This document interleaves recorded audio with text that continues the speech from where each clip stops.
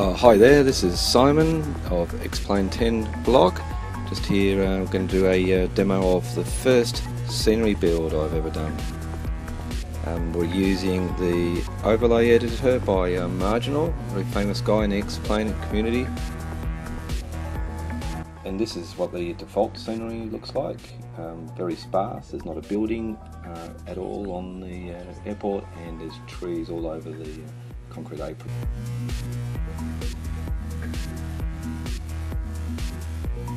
The overlay editor is very easy to obtain. I've put a link in the blog, and once you've downloaded it, you just literally save it to anywhere you want. It's an executable, and you launch it, and what it does, it brings up all of the objects and so on, preloads them all up. You can see them on the right.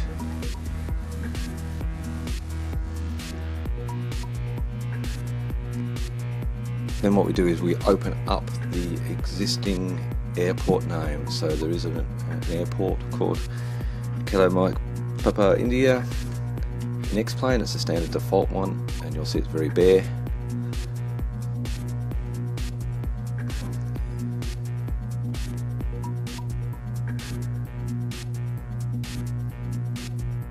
I'll just demonstrate you the option of having textures on, or I think it's terrain or terrain off. So you're better off having the terrain switched off. It works a lot quicker when you're trying to navigate around the world. Now what I've done is grab some Google Earth imagery of the Mariposa Yosemite airfield and just review it all, get a feel for what it looks like. And so on the right hand side of the screen, we've got all of the different object types you can select: trees, cars, vehicles. So now I'm selecting exclusion zones, and I'm going to select the tree exclusions and add a large box of exclusion, and then just adjust the size, which is going to control where the trees cannot appear. So what we'll do is we'll get rid of all of those stupid trees that are sitting on the concrete areas of the airport.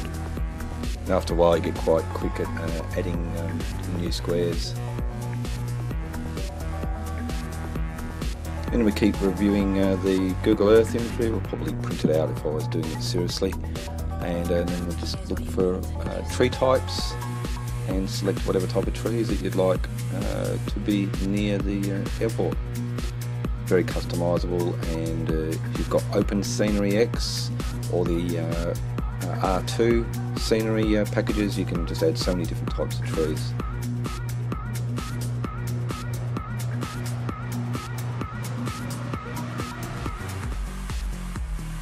So I was just picking as many as I could here, and this is very early stages where I was learning how to drag and drop the trees. And after a while you can actually use multiple adds with the addition button, add a whole heap of things at once, and then drag them all out. Quite fun after a while, yeah, a bit like building Lego or your civilization game. And now I'm selecting some tarmac types, some asphalt. Per the Google Earth imagery, looks fairly dark asphalt, so I decided to do that, and just tweaking it along here. Quite easy to drag and move carefully. You can zoom in very carefully, very accurately. I'm sure there's a better way of doing it, but this is my first time again.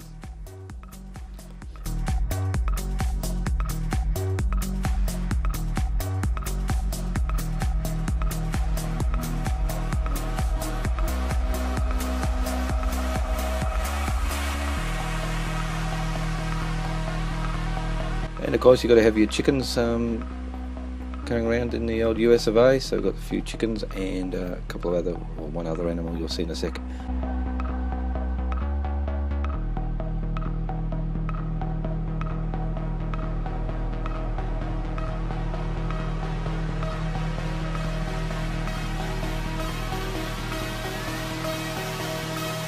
At this point I've learned how to rotate the objects. So there's some keys that you'll learn about where you can basically, I think it's Q and E, basically use them to rotate the animals around the place, work out the right angle, and just drag them again. And then referring to the Google Earth map, I realised there was at least 3 smallish buildings to the right of the main apron. I couldn't work out if they were actually buildings or just canopies like this, so I just figured I'd use these just for look.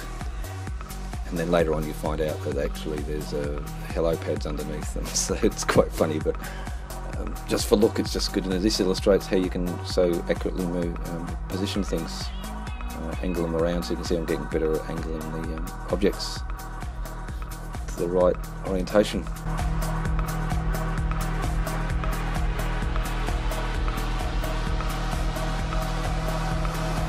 Continuing on, it's more the same. Refer to the Google map, cross-check to the shapes and types of buildings you need, and then go and pick them from the scenery packs.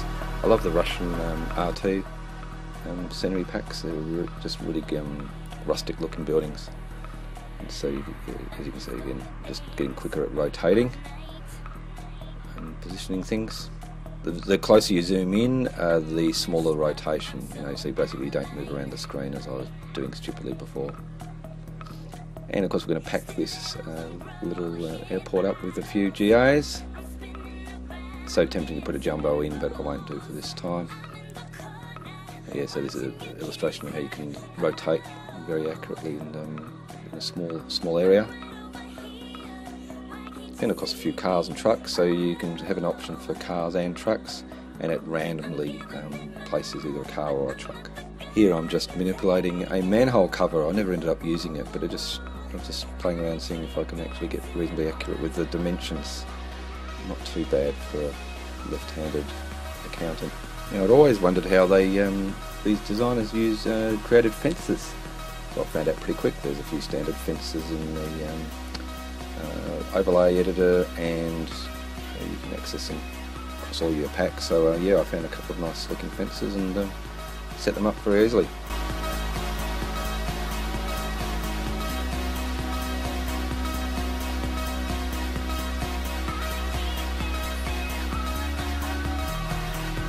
Now this is how the scenery appears after you've positioned it all and reloaded.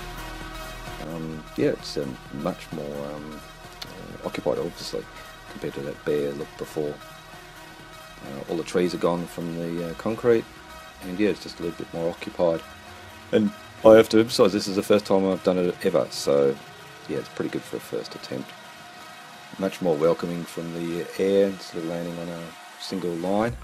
And in the background there you can see I got a bit creative with the windmills, which I don't think are there in real life. Now you see the significant improvement with the use of G2 XPL textures. Radically different, heaps more detail. There's our anoraks watching the planes, a bit too close to the runway there. Just look at that, the textures are just photorealistic, but they really are. I was really impressed how it came up here.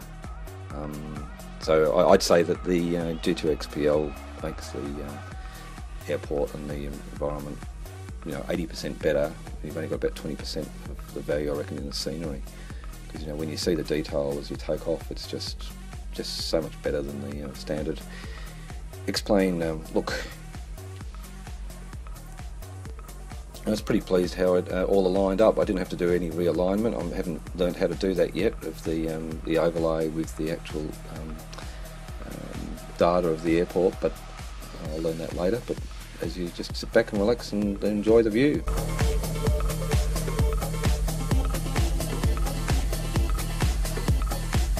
Now you can see the difference as we come into land, just the extra level of detail everywhere for your eye to look around compared to that bare strip before, and the fence and the windmills and buildings in the distance, and to left and right the beacon, just so much better. So yeah, I was really pleased. In my first attempt, I think there's a lot of improvements to be done, especially on textures and the design of the buildings, but it could take me probably a good weekend to do one building, no doubt. So, and don't you just love this XPFR PC7? It really handles well, and a very powerful little plane. This is a really quick way to do it, so hope you enjoy this. Thank you, goodbye.